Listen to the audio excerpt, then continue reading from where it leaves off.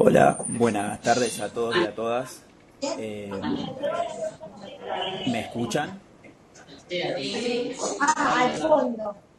Perfecto, perfecto. Les pedimos por favor que muten los micrófonos, los pongan en silencio por lo menos ahora a la hora de presentarnos. Gracias. Eh, bueno, nuevamente gracias por acercarse. Agradecemos a quienes coordinaron desde los CAG la concurrencia a lo que es esta nueva modalidad que presenta la plataforma de Punto Digital. En este caso, estamos con la doctora Eva Giberti. Voy a leer un resumen de su currículum. La doctora Giberti es coordinadora del programa Las Víctimas contra las Violencias del Ministerio de Justicia y Derechos Humanos de la Nación. Doctora honoris causa por la Universidad Nacional del Rosario, título otorgado en 2006, y doctora honoris causa por la Universidad Autónoma Nacional de Entre Ríos, título otorgado en el 2010. Psicóloga, psicoanalista, asistente social, profesora universitaria argentina. Ha actuado sistemáticamente durante toda su vida profesional en desarrollar teoría, praxis y difusión sobre la mujer y los estudios de género. Fue la creadora y fundadora de la primera escuela para padres de Argentina en 1957.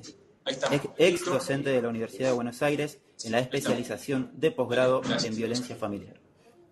Es docente de posgrado en la especialización en psicología forense de la Universidad de Ciencias Empresariales y Sociales. Directora de la carrera de Psicología de la Universidad y Salud. Es ciudadana ilustre de la Ciudad Autónoma de Buenos Aires. Entre sus libros se destacan Política y Niñez, de compilación y ensayos, Abuso sexual contra niños, niñas y adolescentes, y La familia a pesar de todo, Mujeres y violencias. Nos acompaña también la doctora Florencia Roca, que trabaja en el programa Las Víctimas contra las Violencias en el área jurídica. Las presento a ambas y estamos inaugurada la jornada. Muchas gracias, Diego. Muchas gracias. Diego es el encargado de prensa del programa Las Víctimas contra las Violencias. Así que queda presentado Diego Flores, él también. Miren, el encargo que yo tengo por parte de la subsecretaria María Fernanda Rodríguez es hablar con ustedes de abuso sexual contra niños, niñas y adolescentes. Ustedes se dan cuenta que lo primero que estoy haciendo es cambiar el título de este tema, porque esto de abuso sexual infantil es un soberano disparate. No existe el abuso sexual infantil, por más que los organismos internacionales cometan el mismo error. El abuso sexual es contra niños, niñas y adolescentes, porque de lo contrario se califica como infantil un abuso que es el abuso que cometen los adultos contra los niños, niñas y adolescentes. Es el mismo estúpido fenómeno de pornografía infantil y maltrato infantil. Es una estrategia típica del patriarcado mediante la cual se hace cargar el adjetivo infantil sobre quienes son en realidad las víctimas, con lo cual queda la pornografía centrada en lo infantil y el maltrato en lo infantil y el abuso en lo infantil. Está mal, entonces vamos da capo al comienzo. Esto es abuso sexual contra niñas, niños y adolescentes, producido semejante delito por los adultos, que somos nosotros. Y yo les decía que este es un encargo que me hace María Fernanda Rodríguez y me dice: Eva, habría que hablar con la gente de los CAG acerca de abuso sexual, porque es un tema que escuece, que daña y que existe en todo el país, en el mundo. Vamos a recordar, leyendo la bibliografía internacional, que sepamos en Occidente. En Oriente tenemos muchas menos noticias, menos información, pero la información que tenemos de los países de Medio Oriente y de Oriente no nos deja para nada tranquilos. Lo que no contamos es con estas estadísticas, lo mismo que contamos con estadísticas en Occidente. Entonces, yo le contesté a María Fernanda, le dije, mira, en el CAG lo que hay son colegas, el tema lo conocen perfectamente bien, de manera que no es que yo pueda ir a dar una clase sobre abuso sexual infantil en manera alguna. Este es un tema que conocen perfectamente y pueden a su vez preparar papeles y preparar trabajos contando qué es lo que encuentran y podríamos aprender todos y todas de las experiencias que la gente de los CAG podrían alcanzarnos. Yo lo que voy a poder hacer es una repasada acerca de todo lo que se ha estudiado y lo que vienen sabiendo desde las universidades y fundamentalmente preguntarles qué experiencia es la que ellos tienen en las distintas provincias. Si bien el programa Las Víctimas contra las Violencias, que yo coordino desde el año 2006, lo cual me ha obligado con mucho bienestar y con mucha alegría a recorrer muchas provincias, he estado en muchos de los lugares que hoy en día están siendo punto digital, de modo que tengo realmente una muy buena vinculación con muchos de ustedes, con muchos y con muchas de ustedes, pero sería bueno que hiciéramos un recorrido histórico acerca de qué es lo que interesa hoy en día acerca de esto que tiene que ver con el abuso sexual, que es un tema que se ha puesto en superficie, porque históricamente era un tema ahogado, sumergido, no pasaba, no existía, no se veía absolutamente para nada, no se hablaba de esto. Hoy en día se está hablando más aún. Han aparecido una cantidad de grupos de francotiradores y de francotiradoras que se ocupan, bueno, vamos a estudiar, y si fuera a estudiar solo no sería un problema, vamos a ocuparnos del abuso sexual infantil. Y esto no es chiste. Esto no es sencillo, bueno, no, porque hay que proteger a los niños. Sí, pero detrás de cada niño y de cada niña abusados, lo que hay, ustedes lo saben muy bien, es una familia. Hay una mamá y hay un papá que tiene mucho que ver. También ustedes saben, cuando yo digo que tiene mucho que ver, ustedes saben y conocen perfectamente estas estadísticas. El abuso sexual infantil en el 80-85% es un abuso intrafamiliar. El papá, el abuelo, el hermano mayor, el tío, el primo, estos son los responsables aquí en Argentina e internacionalmente. Las estadísticas pueden variar 80, 85, pero el abuso sexual es intrafamiliar. Podemos aumentar en un mínimo porcentaje vecinos y conocidos cercanos, pero es decir, es lo mismo que encontramos en todas las provincias. Después podemos, si ustedes quieren, si ustedes tienen sus propias estadísticas, intercambiar qué es lo que ustedes van encontrando. Pero supongo que no va a haber muchas diferencias. Ahora, ¿qué es lo que nosotros nos hemos encontrado trabajando con abuso sexual?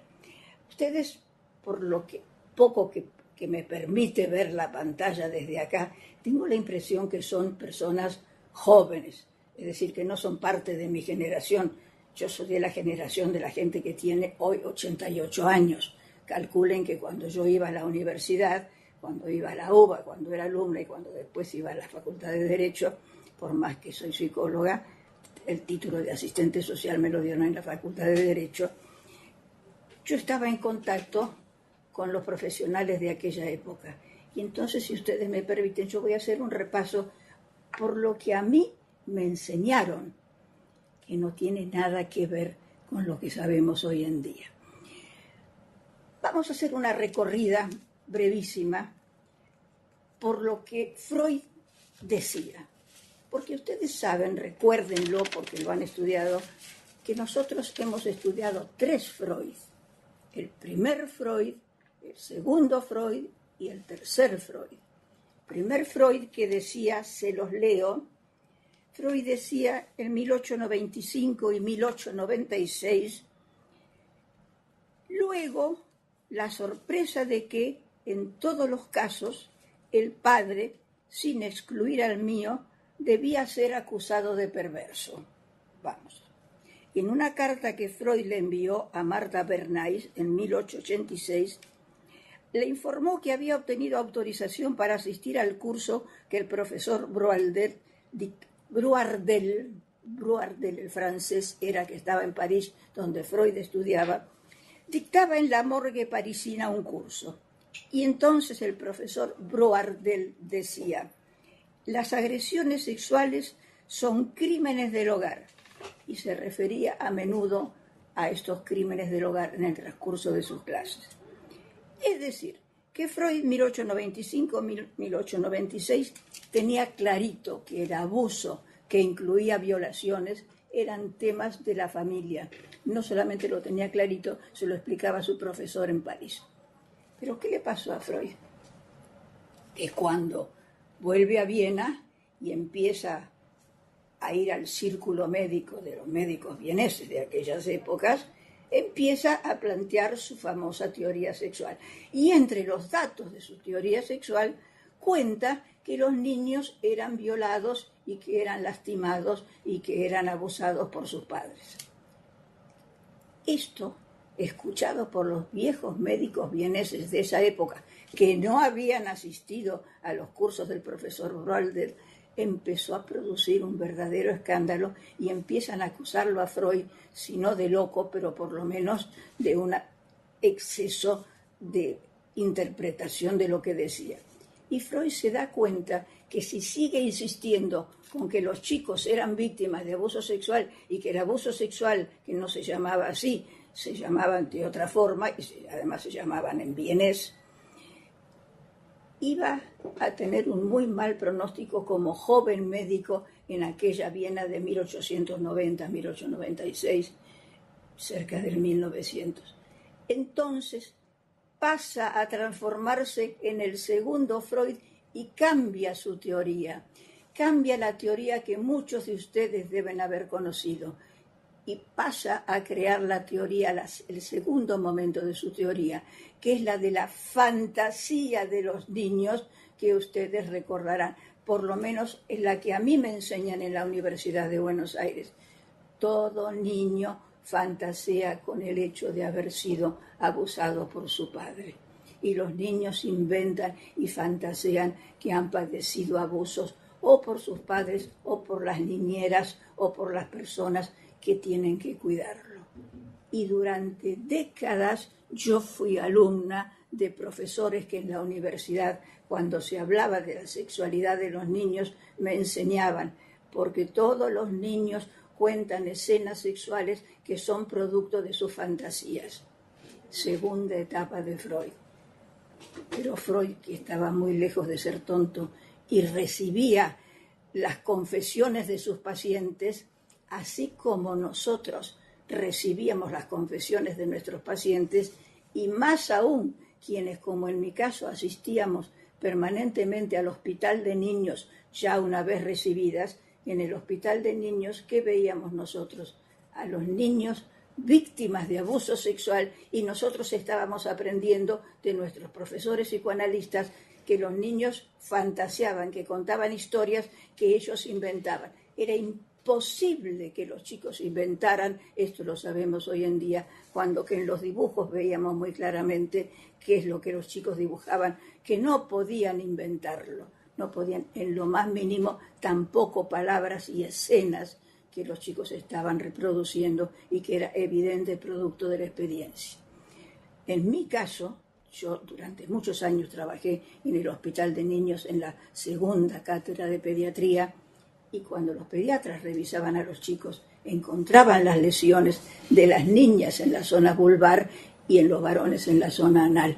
Esas no eran fantasías de los niños, eran niños lesionados por adultos.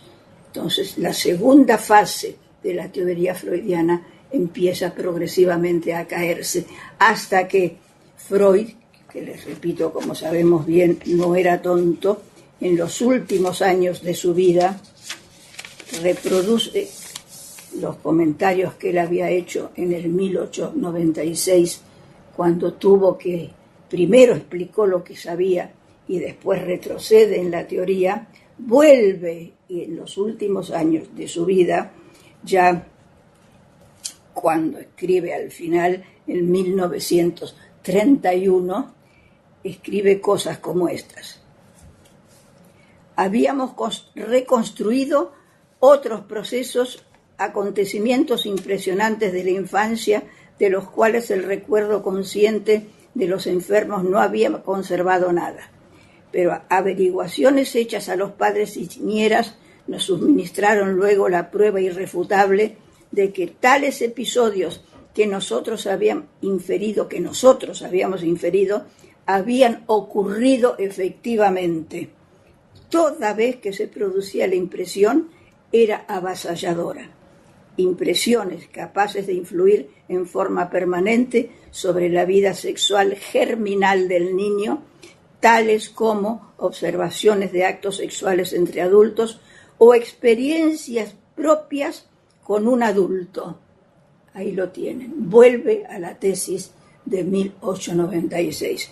Experiencias que ellos habían tenido con adultos. Es decir, corrige 40 años después, en realidad 30 y pico de años después, el que había sido el segundo momento cuando inventa que los chicos fantasean. Retrocede y lo tenemos al Freud de hoy en día cuando puede hablar de los abusos sexuales que los chicos padecen actualmente. Ahora bien, ¿en qué consisten los abusos sexuales? Son muchas y yo no quiero de ninguna manera imponerles a ustedes cosas que saben de memoria, pero sí lo que quiero leerles, la página 34, lo marqué, es algo muy interesante que la doctora Virginia Berliner-Blau, si ustedes quieren tomar contacto con alguien que sabe mucho, pero mucho sobre abuso sexual, acuérdense de este nombre, Virginia Berliner-Blau, es un apellido difícil, Berliner-Blau, es una de las personas que más conoce acerca de abuso sexual en la Argentina. Ella es médica forense y perito forense, de modo que su trabajo es permanentemente recibir como médica forense en tribunales a los chicos y escuchar a los chicos, escuchar a las madres y hacer peritajes. Pero ella, para hablar de abusos sexuales de que ustedes conocen perfectamente bien, exhibicionismo, manoseos, después si quieren lo podemos enumerar, pero esto ustedes lo saben muy bien. Pero ella abre un capítulo muy interesante que va mucho más allá de lo que el abuso sexual violento muestra. Ella dice, también engloba determinadas conductas o comportamientos sexuales en los que no media contacto físico entre el niño y el adulto. Por ejemplo, un adulto que duerme en la misma cama con el niño. Estamos fritos, porque en nuestras provincias argentinas, en nuestras áreas del conurbano, en las áreas villeras, todos los chicos duermen con los padres en la misma cama. Bueno, pues ella, que en este sentido es algo ortodoxa, entiende que algo ortodoxa no quiere decir fanática, sino que tiene una línea de principio, pero les leo lo que ella dice. Posiblemente pensando en gente de clase media y clase alta, pero da como ejemplo un adulto que duerme en la misma cama, el niño con el adulto, lo mismo que en el momento en que ambos experimentan una satisfacción sexual. Es decir, no es solamente cuando duermen juntos, sino cuando se estimulan sexualmente bajo la frazada. Conversaciones y miradas seductoras a un menor de 18 años por los padres a un menor de 18 años. Ya está marcando una edad. Es decir, el abuso sexual atrás. Estamos en la Convención de los Derechos del Niño, que es hasta los 18 años. Entonces, conversaciones y miradas, vean a dónde apunta, seductoras a un menor de 18 años por los padres u otras personas que tienen poder sobre él. Y cuando dicha charla viola, es decir, conversaciones, viola no solamente miradas, sino conversaciones, viola fronteras generacionales o personales. Es decir, esto también es muy difícil, porque actualmente los niños y las niñas hablan de todo con cualquiera, de cualquier cosa. Y en este momento, cuando se habla tan a menudo de homosexualidad, de preservativos, es decir, los chicos están dispuestos a hablar de cualquier cosa con los adultos. Y también esto puede dar lugar a determinado tipo de conversaciones que se suponía antiguamente que no eran conversaciones para los adultos con los chicos, pero resulta que este límite está siendo traspasado permanentemente. Yo les leo esto porque Virginia es muy meticulosa y encuentra que puede haber abuso sexual, inclusive, y ahora sí hay un punto que hay que respetarle a ella cuando dice mostrarle a los chicos películas de tipo sexual. Claro, de tipo sexual pornográfico. ¿Qué problema tenemos actualmente con los celulares, particularmente con los adolescentes? Los adolescentes manejan sus celulares de modo tal que ingresan a las páginas porno como les da la gana, cuando les da la gana y cuando quieren. Digo los adolescentes, digo los chiquilines de 12 años que son púberes, entran a las páginas porno y se las muestran en el colegio unos a otros. Y el abuso sexual no parte de un adulto, son ellos, son los chicos de este mundo globalizado con los cuales sabemos muy poco lo que hay que hacer, porque siempre están un paso más adelante de nosotros. También dice Virginia Berliner-Blau, inducirlo a posar para fotografías sexualmente sugerentes. Esto es algo que se observa en muchos padres, o por lo menos en algunos padres, que hacen posar a la nena, sobre todo a la nena. ¿Hay algún problema en la conectividad? Sí. Micrófono abierto. San Pedro, ¿verdad? ¿Pueden mutear el micrófono, por favor? Bien, perfecto. Se activa solo igual. Ahí. ¿Ya está? Sí, entiendo, sí. Que yo estaba oyendo una voz paralela con la mía. Bueno, también puede ser, yo les decía, los padres que hacen posar a los hijos en poses particularmente seductoras. Esta mano aparece muy frecuentemente ahora, la pueden encontrar. Por empezar, las nenas se la bancan solas, no lo hacen solitas. Posan poniendo trompita y bajándose un hombro de la blusa o de la ropa que tengan puesta, siguiendo los modelos de la televisión. De manera que esto que hace años podía ser inducido por los padres, actualmente no está nada, o sí, está inducido por los padres también, y entonces eso puede dar lugar, decía Virginia Berliner-Blau, a considerarse el comienzo de un abuso sexual. Pero yo no puedo menos que decir y comentarles a ustedes que estas cosas hoy en día son los mismos chicos los que las proponen. Bueno, esto quería leérselos, sobre todo porque es bibliografía interesante, recordando primero a Freud y después dándoles el nombre de Virginia Berliner-Blau. Las clasificaciones que ustedes también recuerdan, saben que los abusadores tienen del otro lado de la llave los pedófilos y los paidófilos.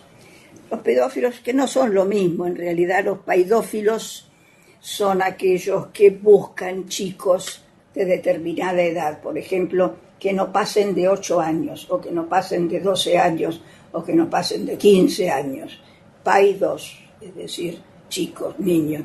El pedófilo cubre todo el espinel, es decir, usa cualquier tipo de chico, usa entre comillas, cualquier tipo, cualquier edad. El paidófilo es el que selecciona a su víctima, particularmente dentro de determinada edad.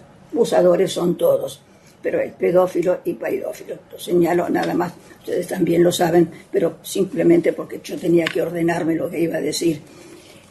Y en cuanto, aunque desordene un poco lo que pensaba decir, ¿quiénes son estos chicos? ¿Cómo hace el abusador para localizarlos? El abusador, que vamos a hablar un poco más ordenadamente, se caracteriza porque es un sujeto que lo que primero detecta es la vulnerabilidad del chico. Son chicos básicamente vulnerables. Hay chicos cuyo nivel de agresión o cuyo nivel, su capacidad de defensa es lo suficientemente evidente como para que un abusador no se meta con él. Pero hay otro tipo de niñas y niños. Cuando yo digo chico, en realidad cometo un error semántico, porque chico está mal, hay que decir chicos y chicas, pero en homenaje a la velocidad del lenguaje, una dice chicos, varón, y es una de las famosas leyes del patriarcado, generalizar por el masculino, y está mal. En niñas y niños, yo digo chicos rápidamente, pero hago la advertencia, está mal hablar así. No son chicos, son chicos y chicas. Bueno, entonces, es la vulnerabilidad que hace que el sujeto, que puede ser un abusador sistemático o un abusador ocasional, esa es la otra clasificación, el sistemático, que es el más peligroso, o el ocasional, que va a la pesca de un chico u otro, no sigue siempre la consigna con el mismo chico, es el que busca tener poder sobre la criatura. Todos los abusadores se caracterizan por un mismo fenómeno.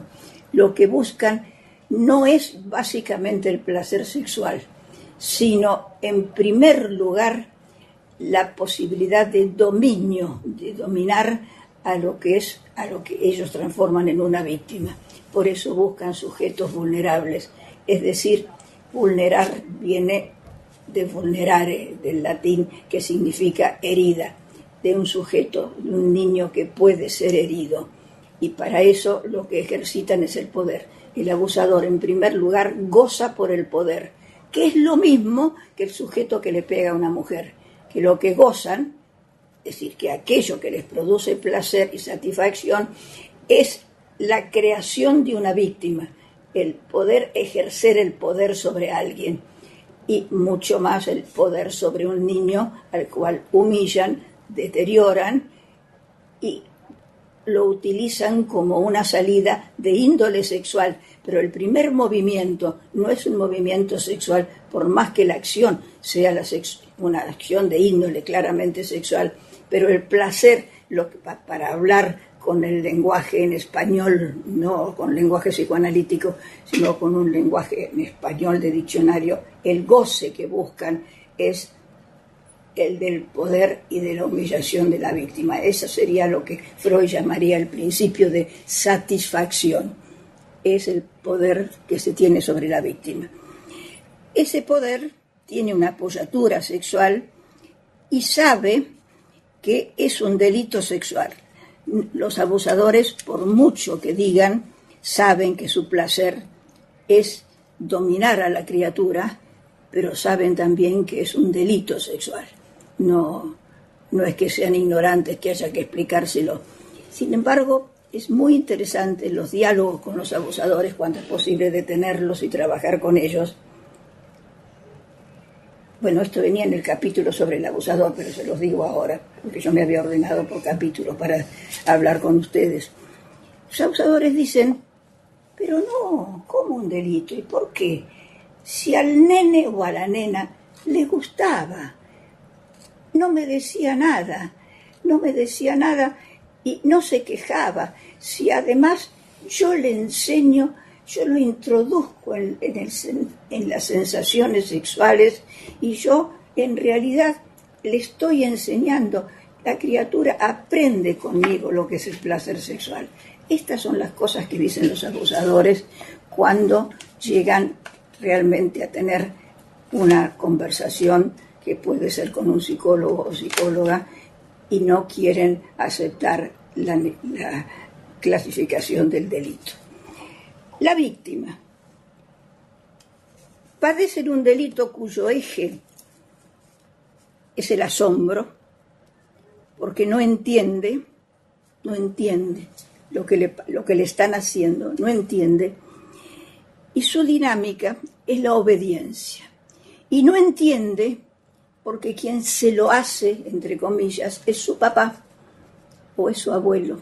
Es decir, quienes le hacen lo que le hacen son las figuras tutelares, son las figuras a quienes le han dicho que cuando crezca deberá parecerse. Son las figuras a quien debe respeto y por eso, siendo el eje la figura tutelar, les debe obediencia. Entonces, es de imaginar el asombro que sienten cuando algo raro sucede entre esa persona y él.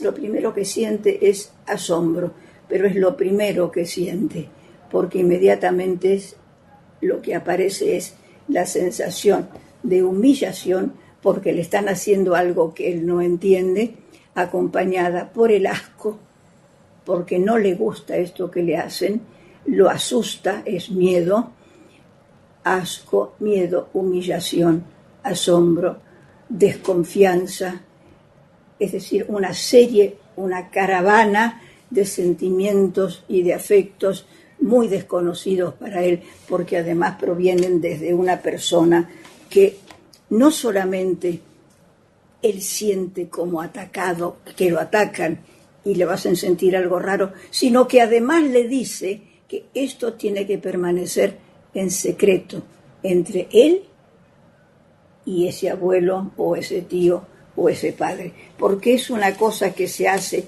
entre los adultos y los chicos, cuando se aman mucho y le meten el verbo amar en el medio. Entonces la criatura termina comprometida activamente, se compromete activamente porque no es una obediencia activa, es decir, se lo aguanta a pesar del asco, de la humillación, a pesar del malestar, y al mismo tiempo se compromete, gracias a la obediencia, a guardar el secreto, pero no es de cualquier manera, porque este atacante no empezó por atacar a la criatura, todo lo contrario. Primero aparece la etapa de la seducción o el hechizo. Algunos autores lo llaman el hechizo, otros autores lo llaman la seducción. ¿Cómo se juega esta etapa del hechizo o la seducción? Son los regalos, es el encantamiento, porque suelen ser personas muy seductoras para con los chicos.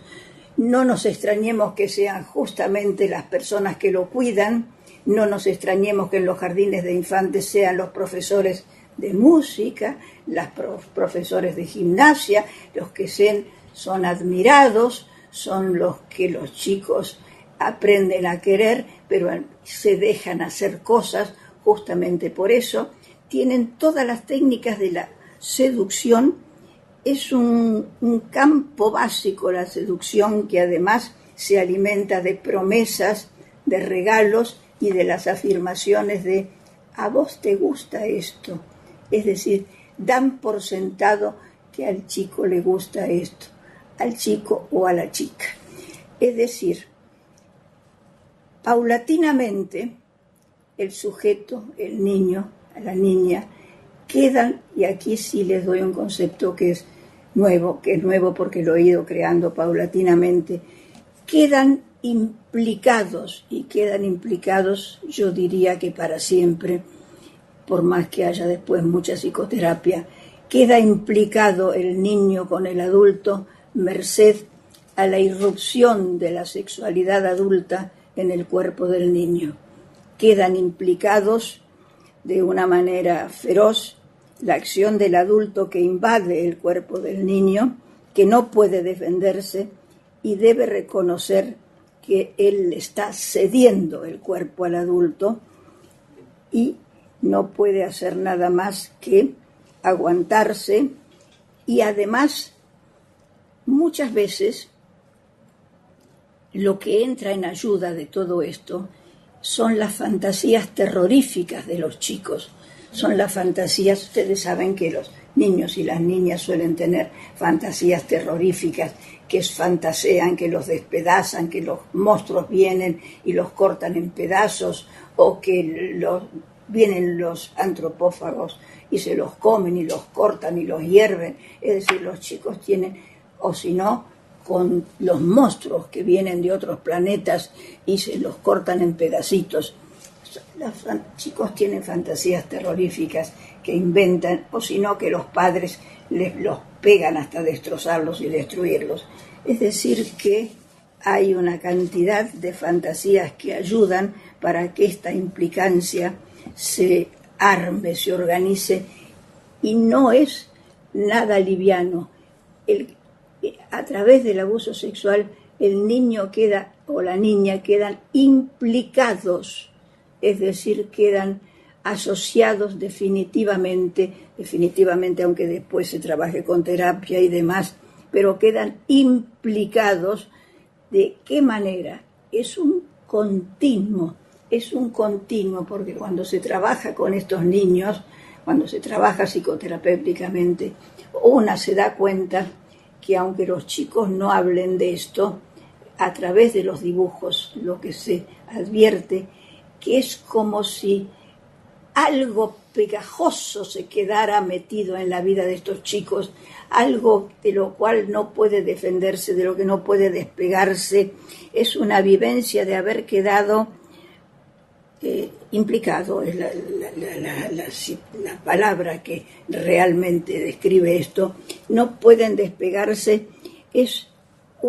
además es permanente, una situación en la que el tiempo queda subjetivado porque le ocurre no solamente después que el suceso haya acaecido, sino que sigue permanentemente. Por eso yo lo llamo un continuo, porque el adulto, a mí me ha sucedido y a cualquier psicoanalista le ha sucedido, que un adulto de 50 años que está en tratamiento psicoanalítico, en tratamiento psicoterapéutico, un buen día le diga, mire, yo no se lo conté nunca a nadie, y realmente a mí me pasó que cuando tenía 6 años venía mi papá a la noche a la cama donde yo estaba, dormía solita, y mi papá venía todas las noches y se metía en mi cama y me tocaba y me hacía esto y aquello. Y es una paciente de 50 años, es una persona adulta que nunca había contado esto. Esta es la implicancia, esto es lo que se llama una dimensión del tiempo subjetivado que persiste y persiste como un continuo que es muy difícil zafar. Años después yo les cuento historias de pacientes adultos. Estas situaciones de implicancia funciona como un continuo, es lo que conduce a los chicos del estado de vulnerabilidad en que lo encuentra el abusador, a lo que después se transforma en estado de desvalimiento. El estado de desvalimiento, a diferencia de vulnerabilidad, significa que no tiene ningún recurso ni manera de pensar en un recurso. El chico desvalido, la persona desvalida, es aquella que ni siquiera puede imaginarse que tiene un recurso para salir de la situación. Esa es la persona absolutamente desvalida, a diferencia del vulnerado. El vulnerado es el que puede ser herido y que de hecho es herido, pero el desvalido es el que está así. El desvalido adulto, por ejemplo, es el sujeto de la villa que ni siquiera sueña con que puede recurrir a alguna obra social o algún puesto de auxilio o alguna salita o algo para que lo puedan ayudar a pedir una bonificación o alguna ayuda o algo. Ni siquiera puede ocurrírsele que puede salir de esa situación. Ese es el sujeto desvalido. Inclusive estos chicos ni siquiera sienten angustia, porque si sintieran angustia, la angustia produce la posibilidad de reaccionar y oponerse. No, la situación es de tal desvalimiento que no consiguen tampoco transformar fácilmente en palabras todo lo que le acontece, porque no consiguen armar un mundo simbólico representacional para contar todo. A veces sí. Entonces tenemos que hacer una pausa acá, porque acá se dividen los cuadros de los chicos. Hay algunos que sí consiguen zafar y representar, hacer una representación, y entonces después cuando tienen que ir a una cámara Gesell pueden contar a los 7, 8, 9, 10 años, pueden contar lo que les pasó a los 7, 8, 9 o 10 años cuando ya han tenido una posibilidad de simbolizar lo que les estaba pasando. Pero cuando esto pasa a los 3, 4 años, cuando no hay todavía la posibilidad de un pensamiento simbólico y de una representación que les permita armar en palabras, trabajar con chicos que han sido violados o que han sido abusados a los 3, 4 años o a los 2 años, es muy difícil, salvo que hagan dibujos, poder llegar a la conclusión de qué es lo que les ha pasado, porque realmente no tienen palabras para decir. A esta altura, yo pregunto, ¿hay alguien que quiera hacer preguntas? Porque lo que yo voy a hacer, tengo pensado, para un segmento de esta conversación con ustedes, leer lo que son los clásicos, porque esto que he hablado hasta ahora no forma parte de los clásicos. Trabajar con ustedes con los clásicos, que son cuáles son los síntomas que presentan los chicos. ¿Y saben por qué? Porque en todos los libros les cuentan los síntomas. Hay largas cadenas así de cómo se reconoce un chico. Son tantos y tan distintos y tantos que, bueno, yo me traje mi propio libro para leerles, porque todos los autores van sumando síntomas. Por eso los dejé, porque cualquiera de ustedes en los libros que tienen todos los síntomas, por ejemplo. O las características del abusador, que también están escritos en muchos libros. Yo preferí plantearles primero estos primeros temas que en realidad remiten al abuso como tortura. En realidad, a donde estoy yendo a parar es a plantear que el abuso para el niño es una tortura, que se caracteriza sobre todo por lo que caracteriza la tortura. El sujeto que padece tortura, aquello que lo caracteriza es que sabe que esto sigue, que el torturador vuelve, que la nena que me dice que mi papá volvía a mi camita todas las noches a los 6 años y yo no quería cerrar los ojos para no dormirme, porque sabía que cuando yo me dormía mi papá venía y me tocaba. Tampoco les he planteado exactamente los procedimientos que usa el abusador, porque supongo que todos ustedes lo tienen clasificado y lo saben, lo estaba dejando para una segunda parte. Pero no sé si en este momento o a esta altura hay alguien que me diga: Eva, no entendí nada de todo esto, si hace falta que yo repita o si quieren preguntar o hacer una pausa. A ver. Permiso, Si alguien quiere preguntar algo, por favor, que levante la mano. No hay preguntas, ¿verdad? Continuamos. No, pero espérate, dale. No, ahí está. En San Pedro. Por favor, abran el micrófono en San Pedro. Y con voz fuerte, por favor,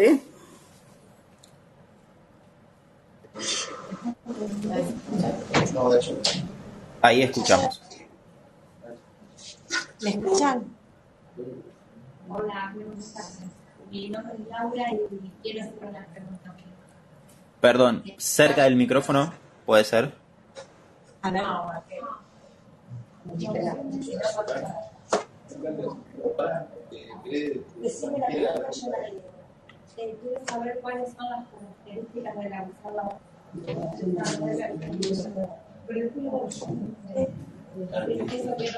Bien. Preguntan cuáles son las características del abusador.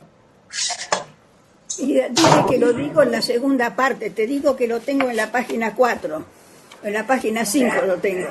Perfecto, doctora, gracias. Bueno, era para no meter todo de golpe.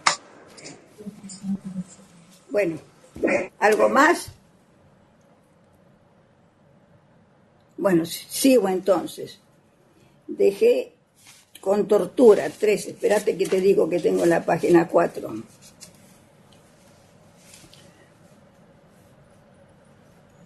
Les quiero contar, ya que hablé de los chicos de 7 y 8 años, que a esa edad ya son muchos los que se mantienen integrados en la escuela porque han conseguido hacer... les aclaro que la doctora Roca, Florencia, que está a mi lado, no es que está a mi lado por casualidad, sino porque yo he pedido la asistencia de una abogada, porque hay una cantidad de leyes que tienen que ver con el abuso sexual y en mi experiencia, que en fin, hace muchos años que trabajo con esto, siempre he visto que llegando a un determinado punto los abogados entran en discusión y no se ponen de acuerdo en determinados puntos, sobre todo cuando una persona de 20 años se acuerda que a los 6 o 7 años lo abusaron y quiere hacer la denuncia ahora, a los 20 años. Entonces ahí he visto siempre que los abogados discuten hacia un lado y hacia otro. Y a esa gente hay que ayudarla y hay que acompañarla. Bueno, creo que es lo más difícil y creo que cada cual tiene que tener su abogado en este caso, pero le voy a dejar a la doctora Roca. Al mismo tiempo, yo peleo permanentemente porque el abusador vaya preso. No tengo manera no hay manera de convencerme para que no vaya preso. Continuamente insisto para que vaya preso. El lío lo tenemos con que la madre no quiere denunciar, o la hija del abusador, cuando el abusador es el abuelo, no quiere denunciar, y este es un delito. Entonces aquí los abogados tienen mucho para decir.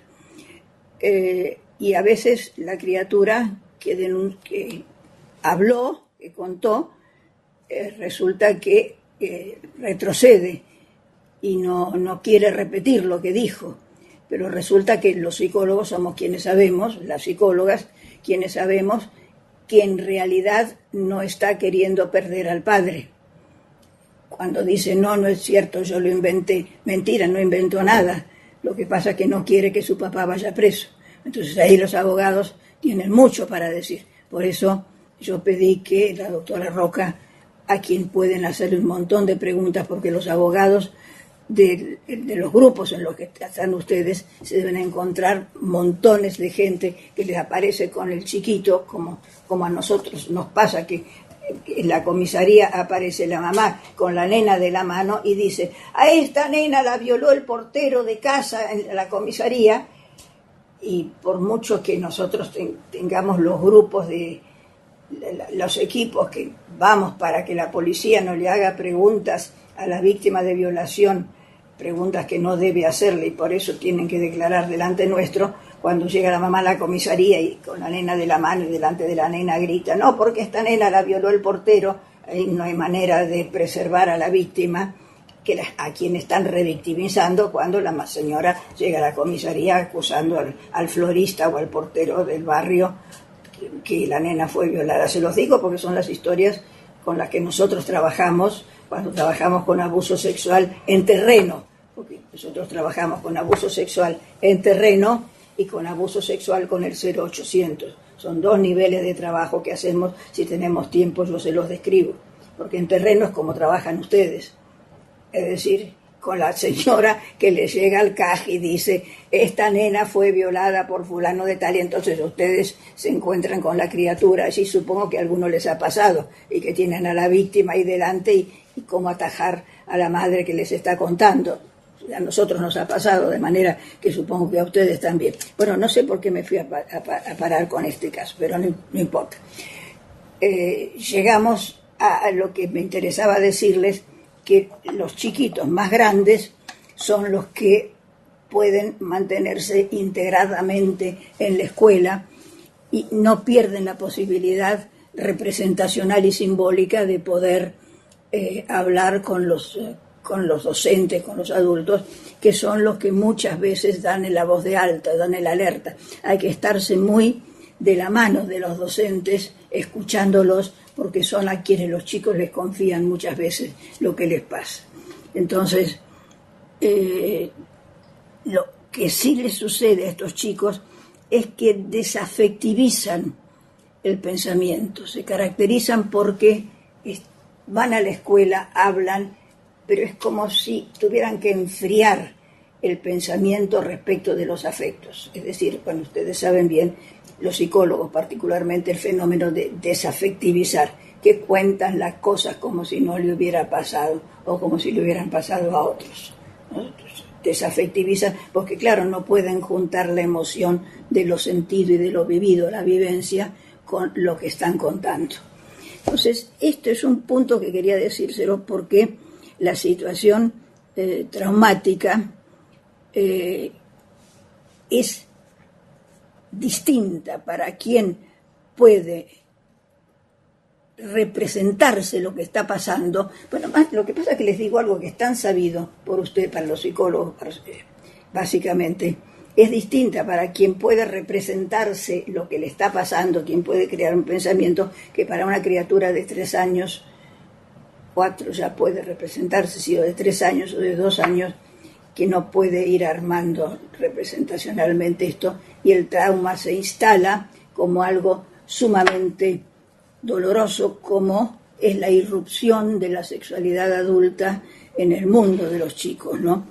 Y sobre todo porque el abuso sexual termina siendo un encarnizamiento. Esta es la palabra clave, un encarnizamiento, sobre todo cuando es un abuso sostenido a lo largo de los años. Es un encarnizamiento, es decir, la crueldad con que alguien se ceba en la desgracia ajena. Esto es para tenerlo en cuenta, porque hay chicos que son abusados desde los 4 o 5 años hasta los 12, 13 años, hasta que pueden tratar de escapar. Entonces, ustedes querían ver las características del abusador. Yo les había dicho que va en busca del niño, de los niños más vulnerables. Pero sobre todo lo que busca es el adulto, que es un adulto, va en busca de, entre comillas, lo niño que tiene el niño. Es decir, va a apoderarse de ese encanto de la infancia. Son sujetos, generalmente, yo les voy a decir cosas generales y después un experimento realizado en Canadá que me parece que es muy interesante. Muy interesante de los muchos que se han hecho, con abusadores presos naturalmente. Va en busca de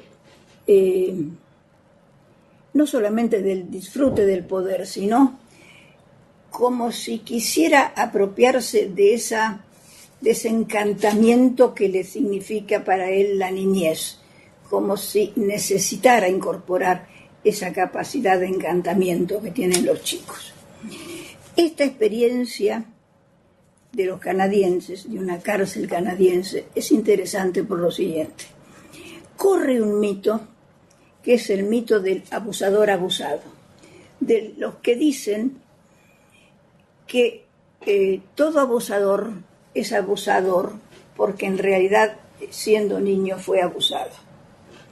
Si eso fuera cierto, las mujeres estaríamos lucidas, porque el porcentaje más grande de víctimas de abuso sexual son las niñas.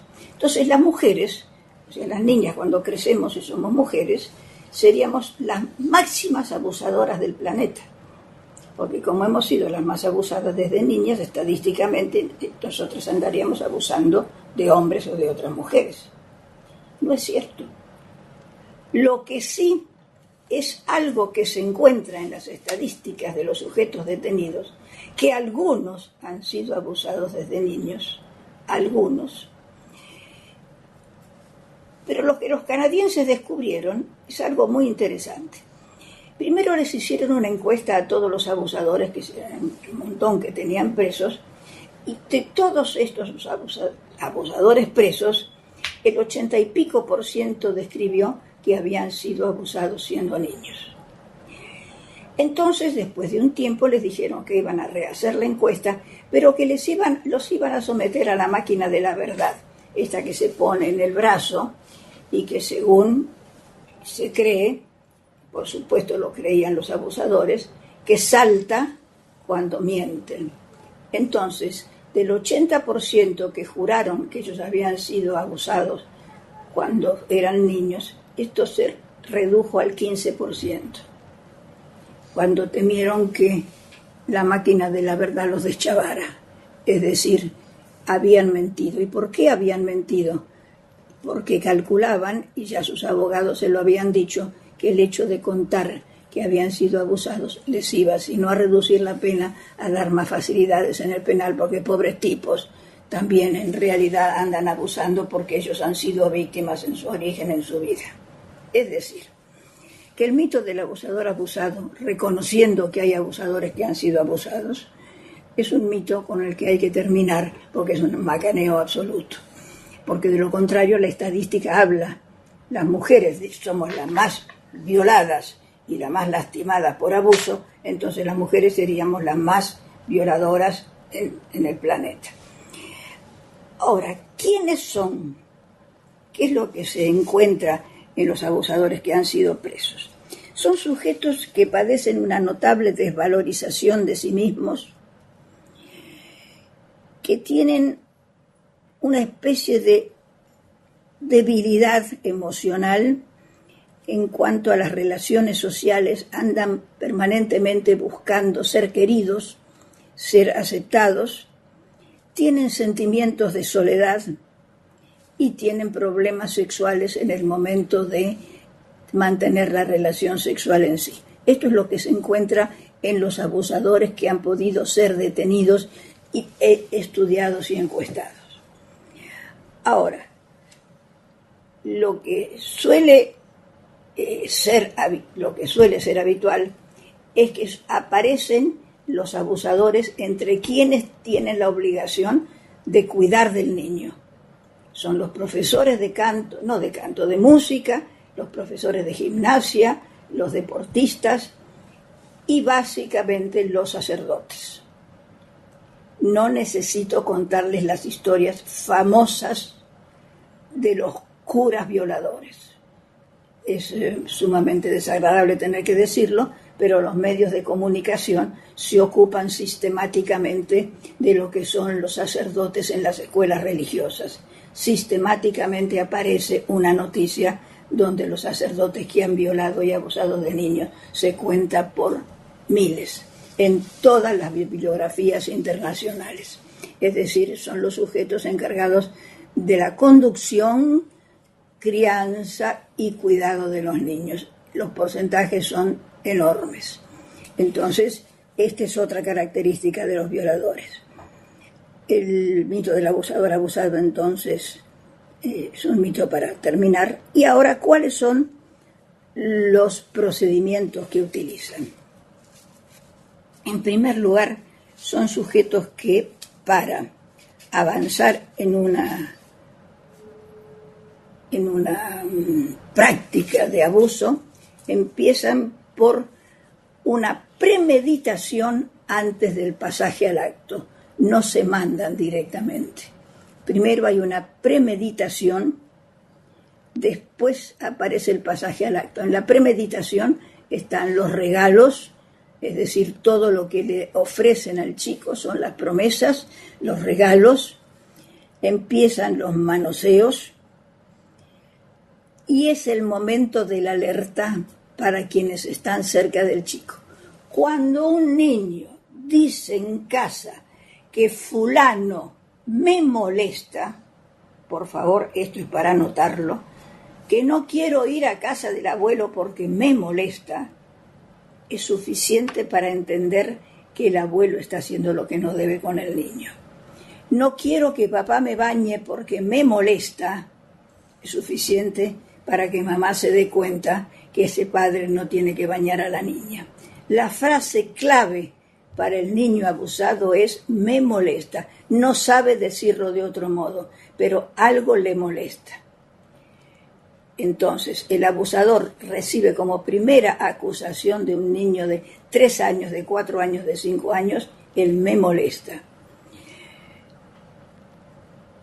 Empiezan con el manoseo.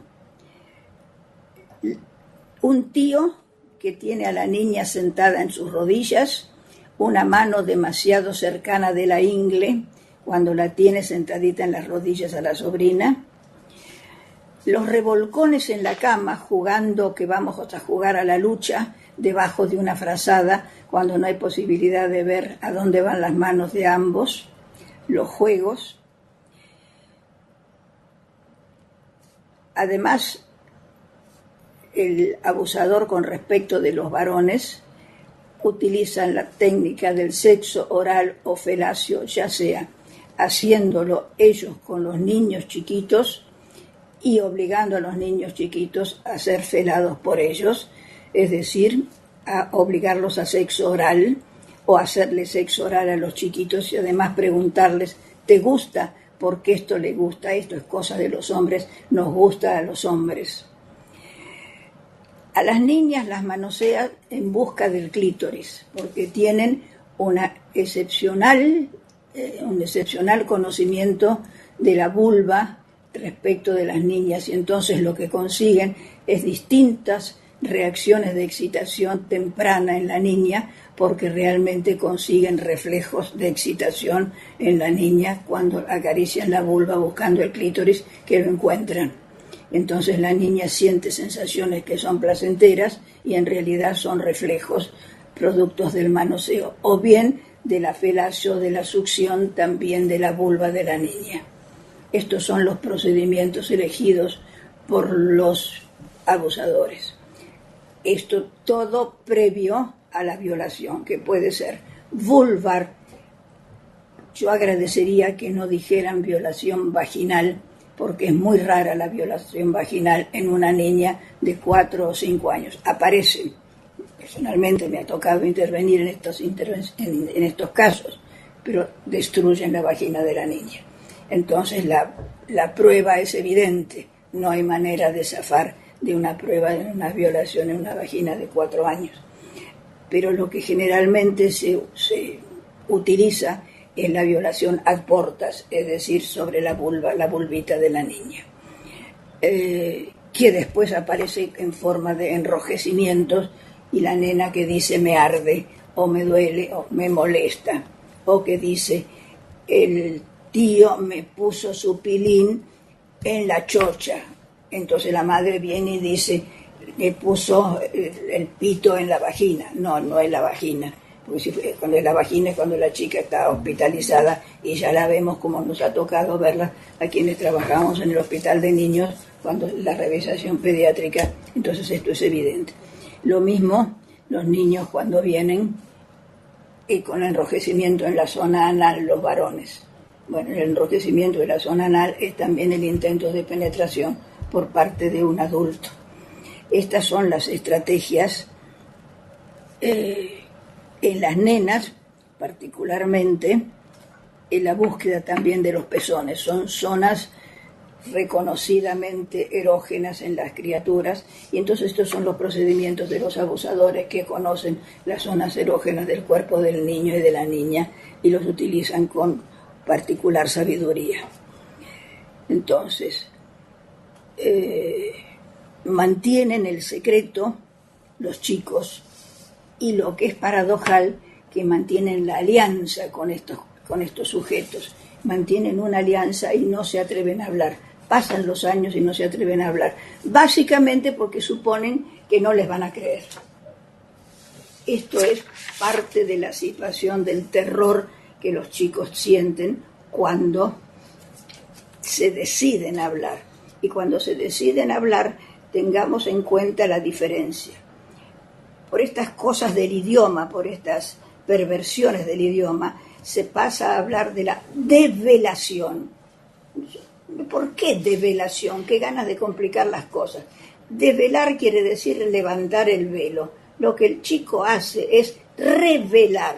Es una revelación que significa contar, poner en superficie una verdad oculta y dolorosa. El chico lo que hace es revelar, no develar. Develar es lo que hace el padre cuando la novia llega al altar velada, y entonces le levanta el velo y se la entrega al novio. Eso es develar. O Salomé cuando se dejaba caer los velos, los 7 velos, eso es develar. Pero el chico no devela nada, el chico revela. Es mucho más importante que develar, porque no deja caer ningún velo. El chico cuenta una cosa espantosa. Entonces, la pregunta no sé si está contestada, por lo menos en parte, lo que preguntaban acerca de las características del abusador.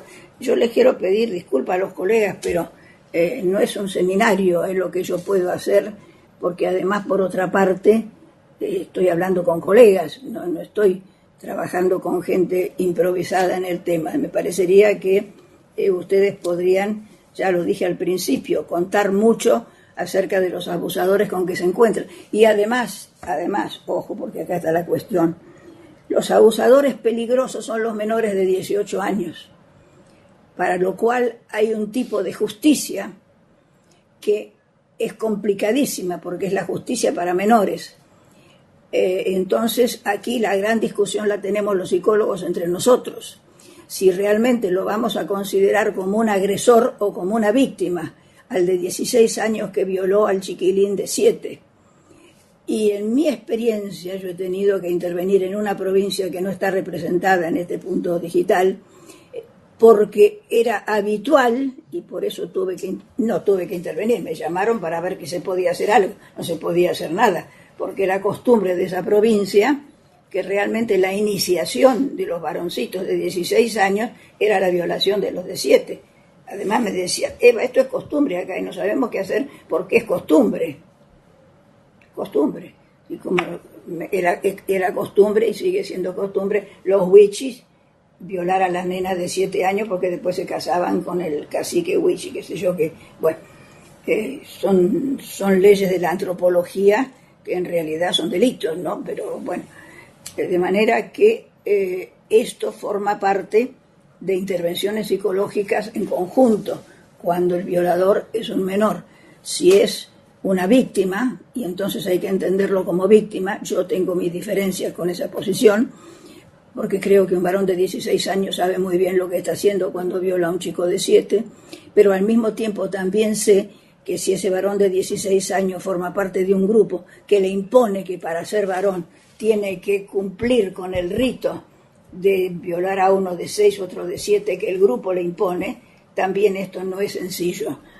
La Argentina es un país complejo, en América Latina las costumbres son complejas en general, y esto no se puede resolver en este ámbito en el que estamos trabajando. Simplemente digo que tengo conocimiento de que esto existe y que esto es muy probable que ustedes lo tengan todos los días, de modo que mi sugerencia es que escriban sobre estos temas, que los publiquen para que podamos, quienes estamos ahora metidos trabajando en esto, en el programa Las Víctimas contra las Violencias, podamos tener papeles y bibliografía con escritos de cosas vividas por ustedes, porque yo me manejo no con bibliografía internacional, salvo las grandes tesis, prefiero bibliografía latinoamericana, que es la que nos corresponde a nosotros. Bueno, entonces, ¿podés preguntar? Sí, por supuesto. ¿Hay quien quiera preguntar, por favor, que levante la mano? San Pedro, por favor. ¿Escuchan ahí? Sí. Sí. Bueno, primero Martín, del CAP de San Nicolás. ¿Me escuchan? Sí, perfecto, Martín. Bueno, primero un placer comunicarnos con ustedes. Quería preguntar, algunas son 4 preguntas, pero bueno, a ver si las puedo sintetizar. A ver si las puedo hablar. Bien, doctora, le quería consultar, usted estuvo hablando cuando explicó lo de cómo se redujo el porcentaje de abusadores que decían que habían sido abusados de chicos y que de alguna manera buscaban con eso tener algún tipo de protección dentro de una unidad penal, digamos. Quería saber qué piensa usted con respecto a eso, de que una persona tenga que estar especulando con su vida dentro de una unidad penal. La segunda pregunta es para la doctora Florencia Roca, con respecto a que nosotros en el CAC de San Nicolás tenemos un caso sobre un profesor que, si bien no hubo un abuso sexual de índole físico, sí hay denuncias sobre el modo, la metodología en que este profesor da sus clases, y son los padres quienes de alguna manera están disconformes de qué manera él da sus clases. Entonces sabemos si desde lo legal se puede hacer algo o hace falta que este profesor dé ese paso más para que esto se convierta en abuso. Y mi tercera pregunta es para la doctora Eva Chiverti. ¿Qué motiva que un niño de 16 años viole a uno de 7 y si cree que la respuesta está en lo que consumimos, ¿no? Desde la televisión, radio, o los grandes medios de comunicación. Gracias. Gracias, Nicolás. La primera pregunta. ¿Me escuchan? La primera pregunta. Especular en el penal para conseguir un beneficio. Bueno, esta es la lógica de los presos. Yo realmente no sé qué es lo que le pasaría a estos presos, pero evidentemente han estado, por una parte, asesorados por sus abogados, los que tenían abogados. Yo no lo sé porque esto sucedió en Canadá, pero por lo menos todo preso busca especular más que especular, tratar de conseguir algún beneficio de alguna manera. Algunos lo hacen denunciando a algún compañero, por ejemplo, el buchón.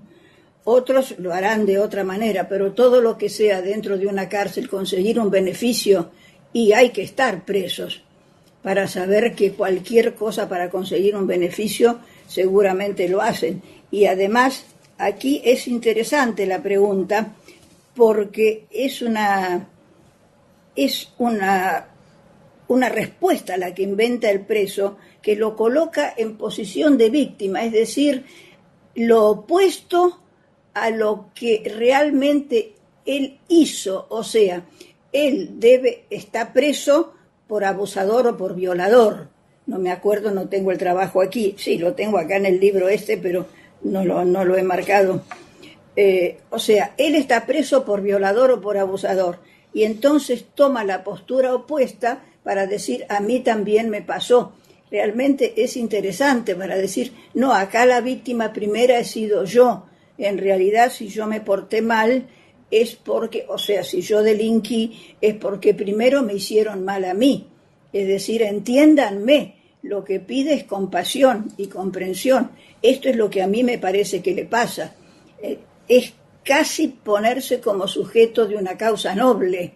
Es decir, pido para mí comprensión. Me parece, no te lo podría decir exactamente.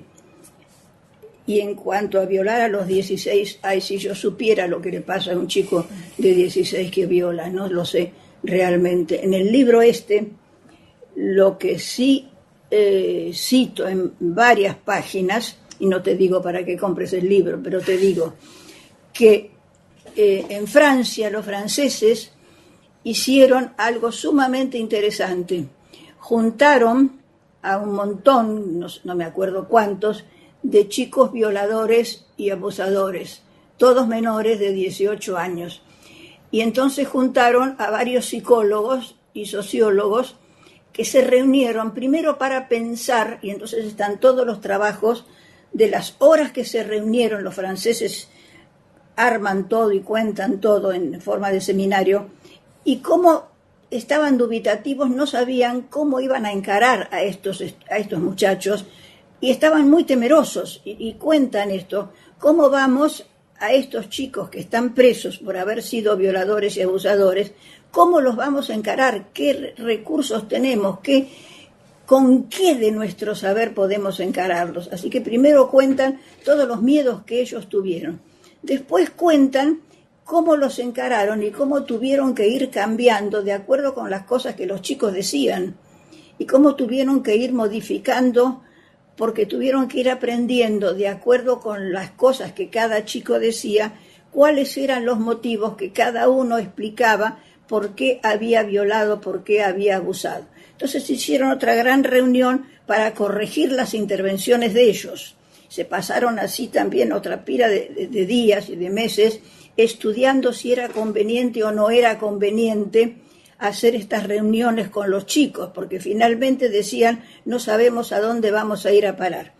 Así se pasaron 2 años entre reuniones de los profesionales que estaban totalmente desconcertados. A mí lo que me interesó de ese trabajo eran las reuniones de los profesionales con el desconcierto que tenían y con el reconocimiento del no saber qué hacer y cómo trabajar, y el aprendizaje que recibían por parte de los chicos y las respuestas, que además iban creciendo a medida que se hacían las reuniones. Esto es lo interesante, porque una cosa era agarrarlos a los 16, 17 años y otra cosa era cuando ya tenían 18, 19, les cambiaban los pacientes de los grupos.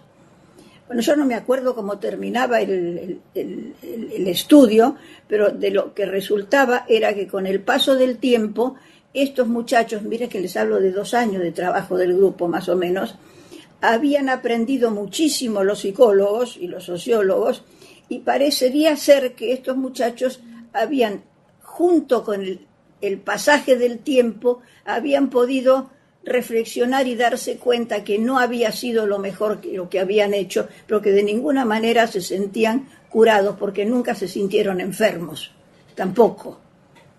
Es decir, esto hasta acá es lo que te puedo contar y decirte que hay gente que está estudiando y trabajando y que no puede encontrar realmente una salida para esto, ¿no? Hasta acá es lo que te puedo contar. No es mucho, vos ves, pero no es que sepamos. ¿Cree usted que puede ser por lo que los chicos consumen? La televisión, los programas, ¿cree usted que puede ser lo que los chicos... No, lo que vos decís como sugerencia, que la televisión y los programas no ayudan espiritualmente, que te lo diga así, no, que no ayudan y que en realidad favorecen violencias, pienso que sí.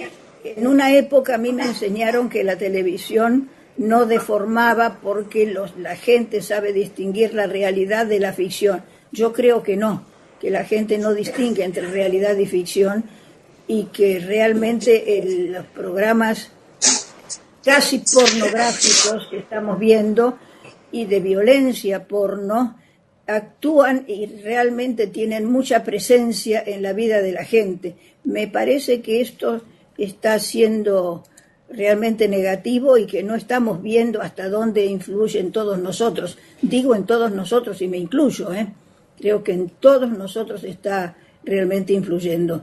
Y te digo que hoy, mírame, es un día particularmente difícil para trabajar, porque no puedo sacarme de la cabeza a los 44 muchachos que están hundidos en el fondo del mar.